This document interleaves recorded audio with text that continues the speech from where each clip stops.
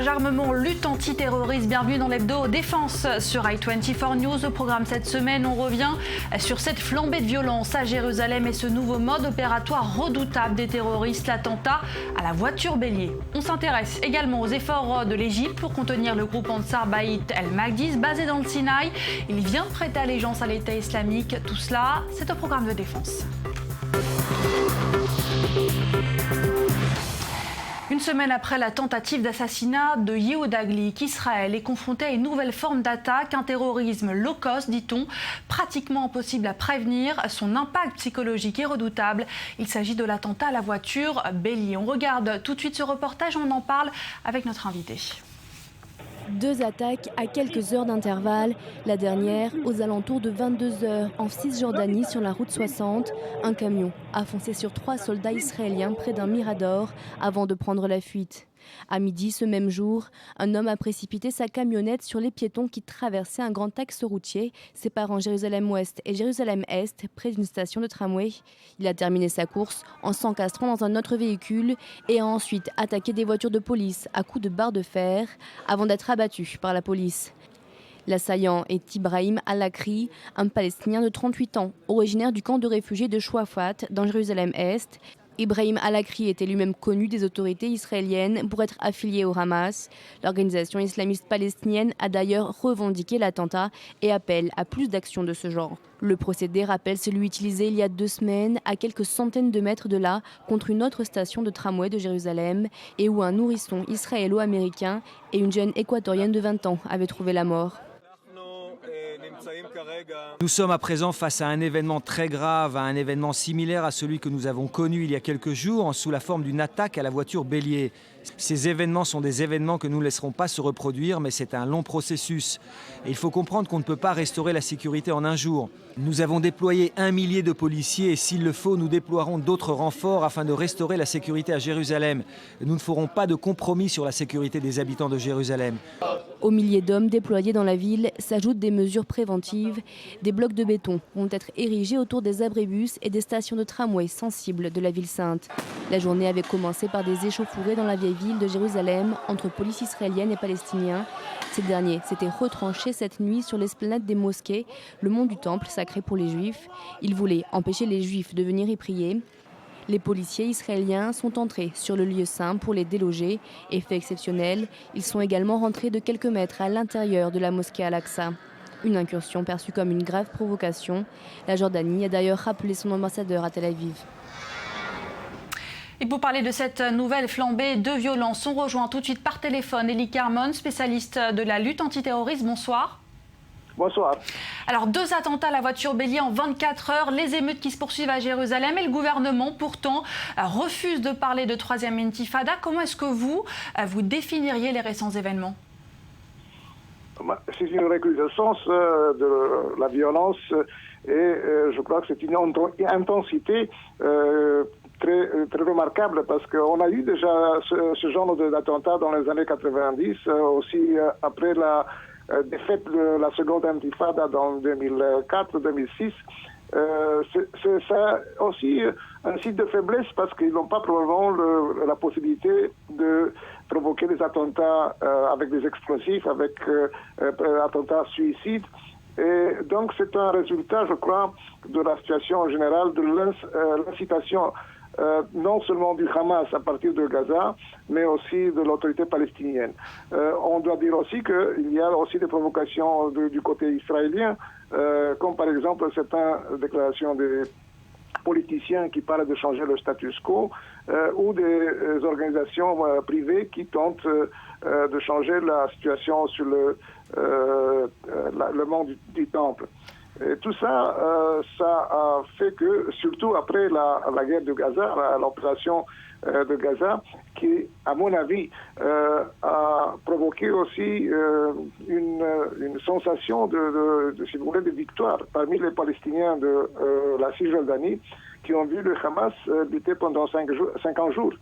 Et donc tout ça ensemble fait que la violence est beaucoup plus importante qu'avant, mais je ne crois pas qu'on peut parler maintenant d'intifada. Si l'incitation de l'autorité palestinienne continuera, ça peut provoquer un manque de contrôle, disons, des forces de police palestiniennes. Alors justement, parlons-en du contrôle, en tout cas du côté israélien. Vous l'avez dit, hein, ce phénomène, ces attentats à la voiture bélier, c'est pas nouveau, c'est très difficile d'empêcher de tels attentats car ils sont à la portée de tout apprenti terroriste. Réaction des autorités, eh bien on installe des blocs de béton le long de la voie de tramway de Jérusalem. Est-ce que ça va suffire ? Pour le moment, ça peut suffire, mais on sait qu'on ne peut pas fermer complètement toutes les voies publiques. Et aussi, on a vu pendant la deuxième intifada que ça a pris du temps jusqu'à ce qu'il y a eu la dissuasion de ceux qui voulaient provoquer des attentats. Donc, c'est d'un côté un travail de défense. Ensuite, il y aura la nécessité de faire plus sur le niveau de l'intelligence. Par exemple, le gars qui a fait l'attentat hier matin à Jérusalem était connu comme frère d'un membre du Hamas actif. Il avait même une page Facebook où Donc il y a une faille des services de renseignement ?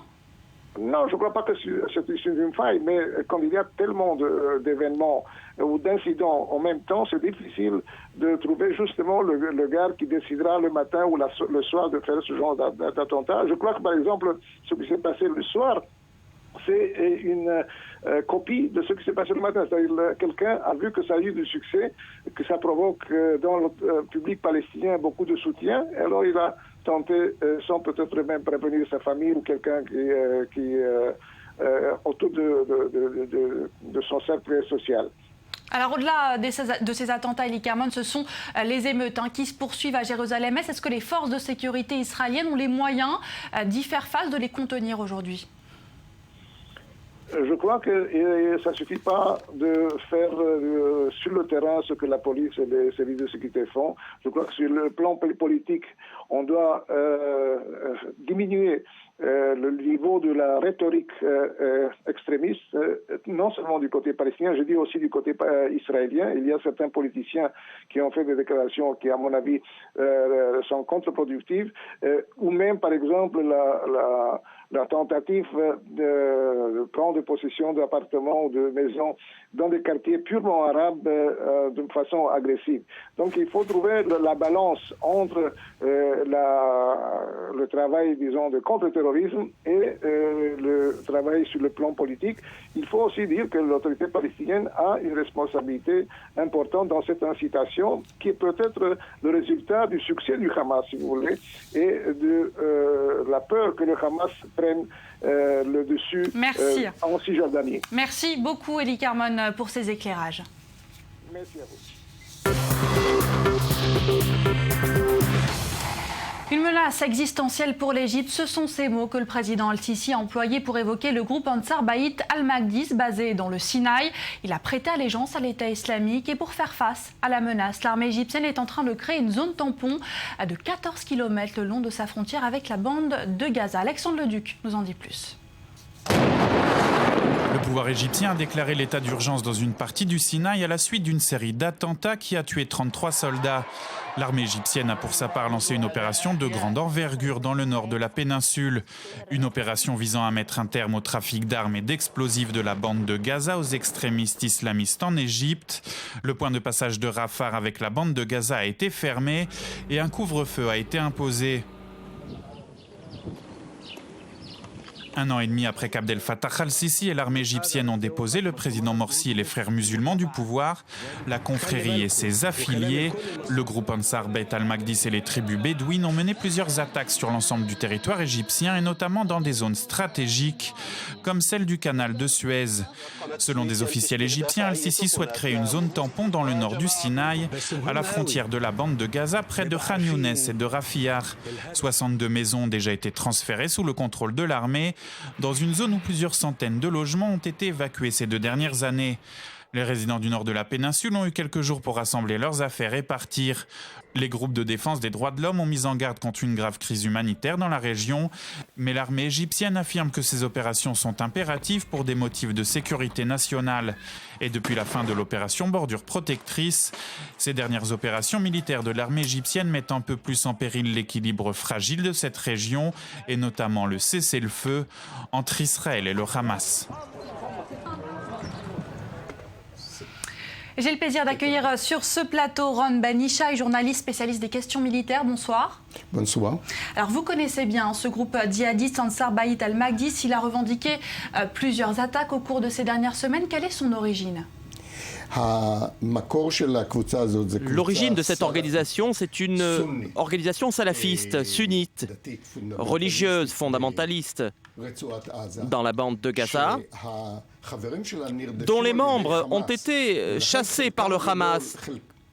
Et c'est la raison pour laquelle une certaine partie de cette organisation ont rejoint la péninsule du Sinaï. Ils ont fait alliance avec les Bédouins qui n'étaient, c'est le moins qu'on puisse dire, pas satisfaits du régime en place, du régime égyptien de Moubarak. Et ils ont créé une organisation terroriste plus ou moins relativement petite. Sauf qu'ils ont rejoint d'autres organisations fondamentalistes. L'année dernière, en été,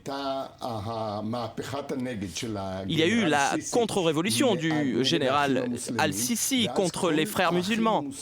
C'est alors que les frères musulmans qui étaient frustrés en Égypte, qui voulaient se venger contre Al-Sisi, se sont rendus dans le Sinaï. C'est la raison pour laquelle cette organisation a pris de l'ampleur. Ils se sont adressés à Al-Qaïda et ils ont demandé à être reconnus par l'héritier de Ben Laden, Al-Zawahiri, et il les a reconnus, mais cela n'aura pas suffi. Pourquoi ? Eh bien parce que Al-Qaïda ne les a pas suffisamment financés, et entre-temps, évidemment, les tunnels de contrebande ont été détruits, et ils avaient besoin de finances. L'État islamique en a. Exactement. L'État islamique a de l'argent. L'organisation a également de l'influence mondiale. C'est pour ça que ce groupe-là veut attirer l'attention. C'est pour ça qu'ils veulent aujourd'hui être reconnus par l'organisation de l'État islamique. Ils ont obtenu cette reconnaissance et cette organisation représente un danger, peut-être le danger le plus important pour le régime égyptien. Ils agissent et ils opèrent essentiellement contre les institutions du régime en Égypte. Alors vous l'avez dit, il y a des intérêts financiers derrière ce ralliement à l'État islamique, mais est-ce que leur agenda concorde ? Est-ce qu'ils ont les mêmes objectifs, ces deux groupes ? Vous avez raison, c'est une bonne définition. Mais je n'aurais pas mis l'accent sur l'aspect financier. Il ne s'agit pas simplement d'un intérêt financier. Ce qui les séduit, c'est la cruauté, la brutalité de l'organisation de l'État islamique. Et ses succès, il faut bien le dire. Tout le monde a envie de fréquenter ceux qui réussissent. Hein. On le voit même dans le football. L'argent, le succès, la brutalité.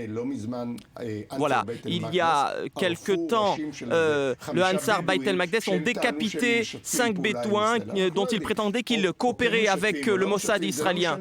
Peu importe que ce soit vrai ou pas, mais en tout cas, ils ont adopté leur mode opératoire.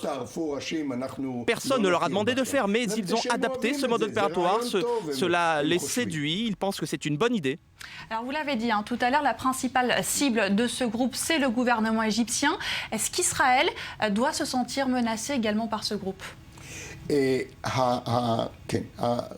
Absolument. L'objectif principal de cette organisation terroriste, comme tous les autres organisations terroristes fondamentalistes, c'est évidemment en premier lieu le régime arabe, l'islam modéré, les régimes perçus comme laïques qui ne sont pas fidèles à l'islam fondamentaliste. Et ensuite vient Israël qui vient en troisième position. Pour être précis. Mais lorsque les passions se déchaînent, lorsqu'il y a un embrasement militaire dans la bande de Gaza, ils sentent le besoin d'opérer, d'agir contre Israël. Ils se sentent obligés de lancer des roquettes, de perpétrer des attentats. Pourquoi ? Eh bien parce que toucher les Juifs, lorsque les Juifs s'attaquent aux musulmans, c'est un commandement de l'islam. Lorsqu'on essaye de comprendre les mobiles de ces organisations, c'est un travail très complexe, c'est un travail de Sisyphe, et c'est comme ça que je gagne ma vie. Vous faites bien. En tout cas, vous l'avez dit, c'est compliqué, et c'est vrai que c'est d'autant plus compliqué parce que vous nous expliquiez tout à l'heure que dans l'origine du groupe, ils étaient basés à Gaza, puis le Hamas a chassé les membres de ce groupe, et pourtant aujourd'hui, l'Égypte accuse des membres du Hamas d'aider ce groupe à perpétrer des attaques. Oui, c'est exact. Sur ce point, je voudrais être clair. Le président égyptien Abdel Fattah al-Sisi accuse le Hamas. On ne peut pas me taxer d'aimer le Hamas, mais il faut le dire la vérité, ce n'est pas le Hamas qui crée des problèmes au général Sisi aujourd'hui. En tout cas, ce n'est pas le Hamas qui soutient Ansar Beit el-Maqdas, parce que le Ansar Beit el-Maqdas met en péril le Hamas, au contraire. Mais ils font tout, le Hamas fait tout pour arrêter l'armement de Ansar Beit el-Maqdas. Autrefois, les armements provenant du Soudan venaient de Ansar Beit el-Maqdas. Merci beaucoup Ron Ben Ishai pour ce décryptage et merci à vous d'avoir suivi ce nouveau numéro Défense. Rendez-vous la semaine prochaine.